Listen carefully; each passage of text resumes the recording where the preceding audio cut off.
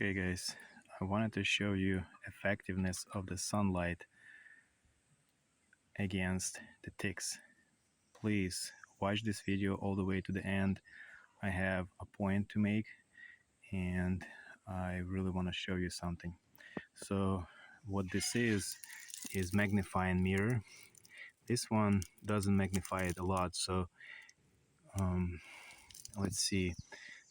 You see the shadow from the sun from my hand, and if you look here on my hand, there is a focal point, and as I move my hand farther, the focal point gets smaller and then it opens up more and more. Yes, this slightly burns. I can't really hold it for long, but I'm gonna work it like around here. So what I'm gonna do is I went around the woods and I picked up ticks and I collect them. I have about 6 of them. I have large and smaller ones. So I will place a tick on my leg and I'll expose it to the intense sunlight, and I'll show you how effective the sunlight against the ticks. So give me a second. Okay, so here I have a tick. It's not the small one, but let's expose it to the sunlight and see how fast sunlight is gonna take care of it.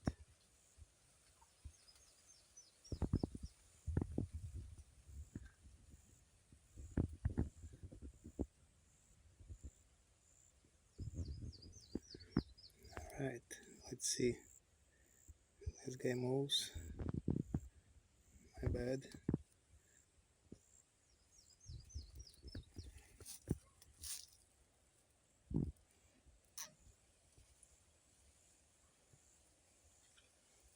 That's it. This is dead. It's not moving anymore. So it took about 2-3 seconds of sunlight, intense sunlight exposure, and this tick is dead. Let's do one more. I have a few of them that I collected. There's some small ones and some big ones right there. Okay guys, this is the second one. It's alive, trust me on that.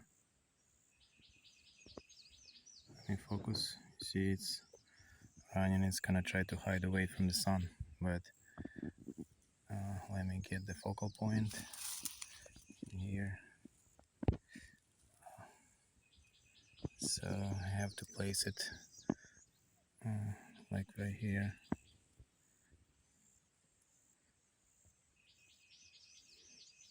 Let him get on the skin.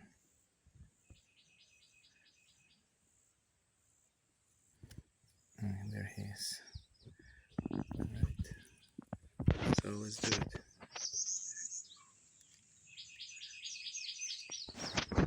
He's hiding. I don't want him to fall. So let me place him again. Sorry, it's not easy to do it.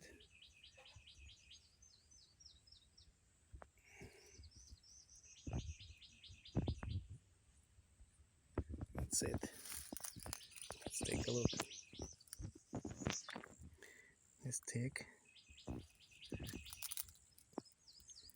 is done. It's fried. By the way, when I did that, I barely felt any heat in here on my skin. But the tick is dead. So this is the second tick that literally in a couple seconds, 2-3 seconds, I was able to kill.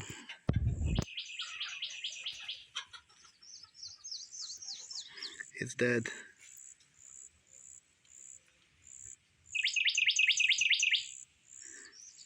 I love those birds. Alright guys, now I want to show you something. Ticks can be small and large. Some of them are really small.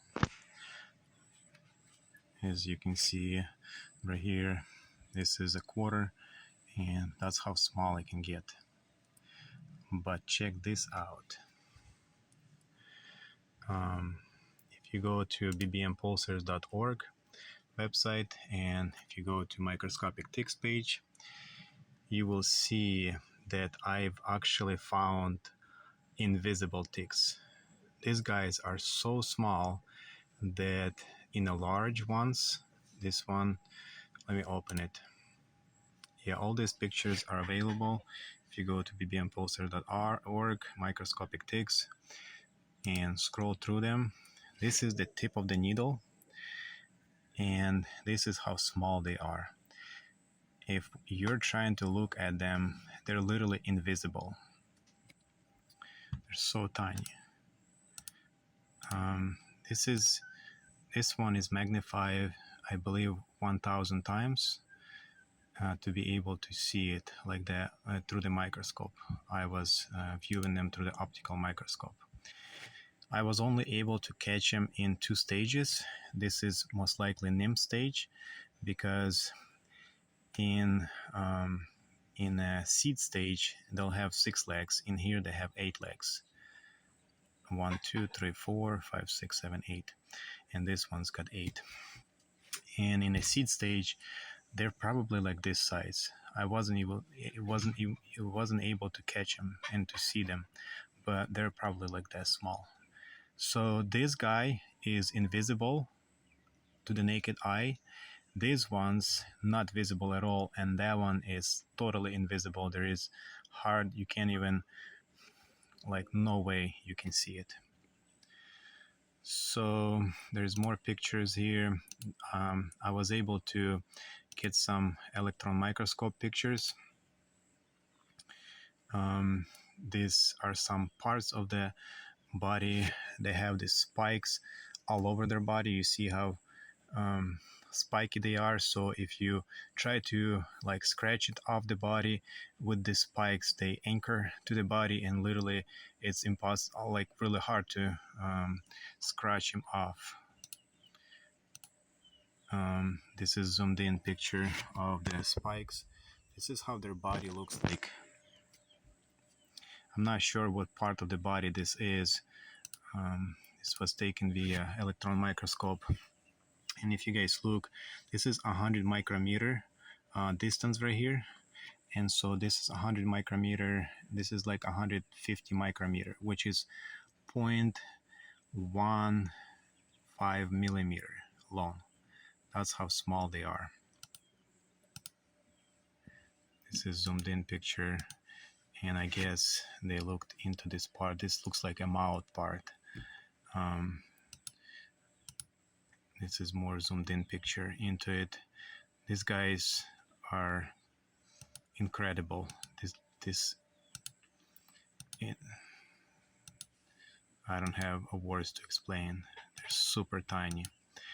And I have a video down here on the bottom where I took some video, and let me play it for you so you guys can see how dense they can be.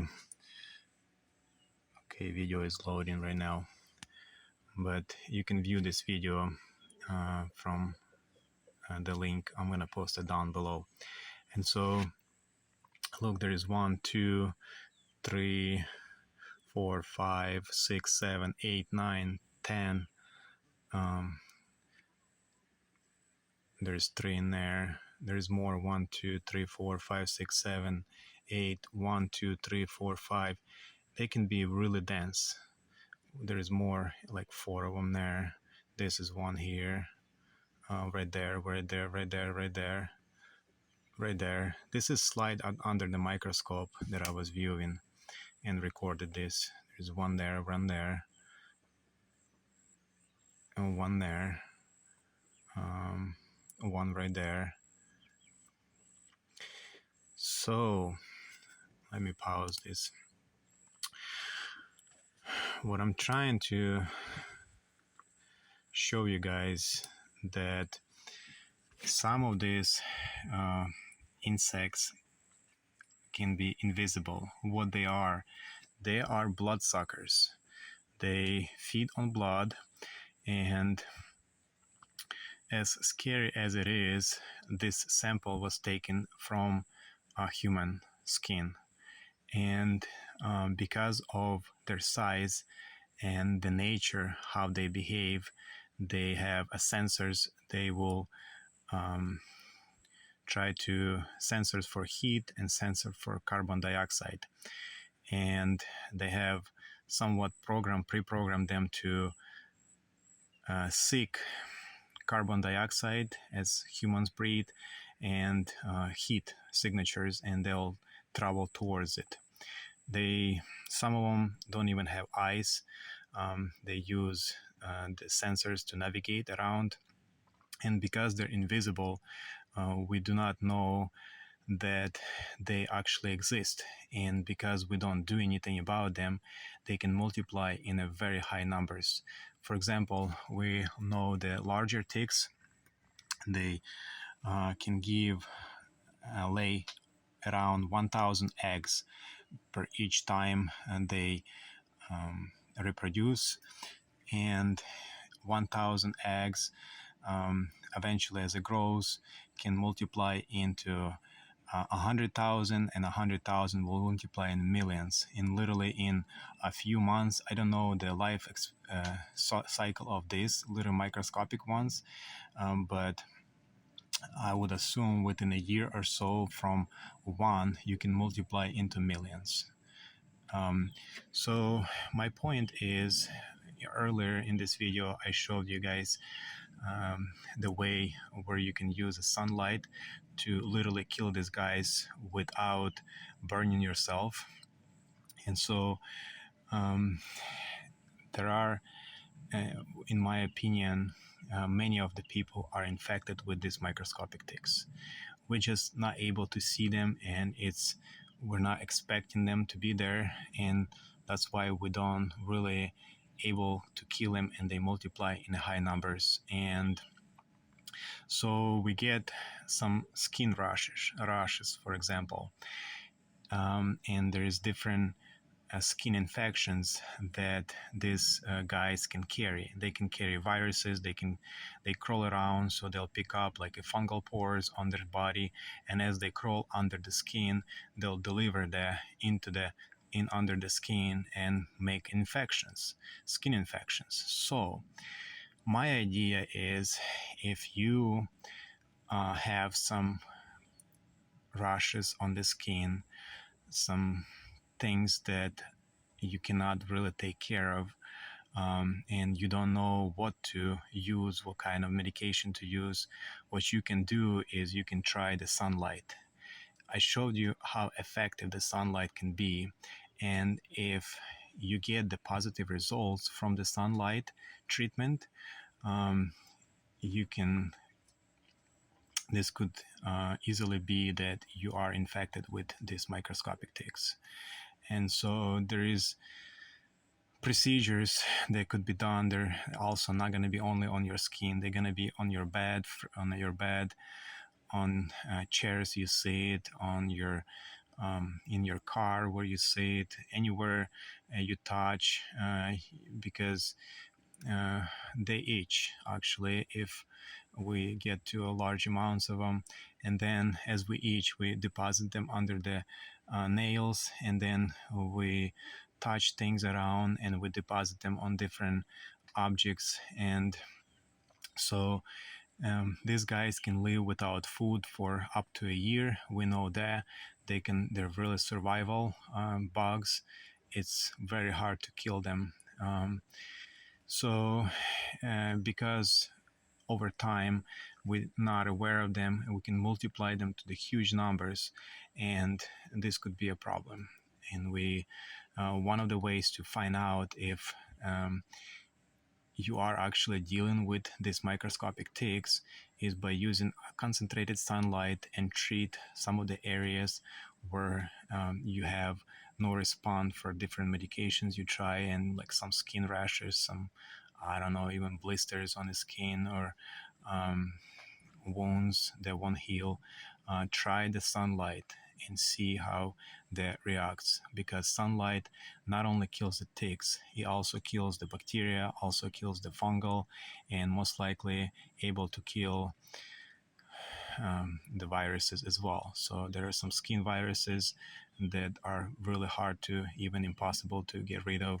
So give it a try and let me know what you get. As always, I appreciate you watching the videos. Thank you for viewing my channel. If you like and found something useful, let me know and subscribe for more. I'll see you in the next one.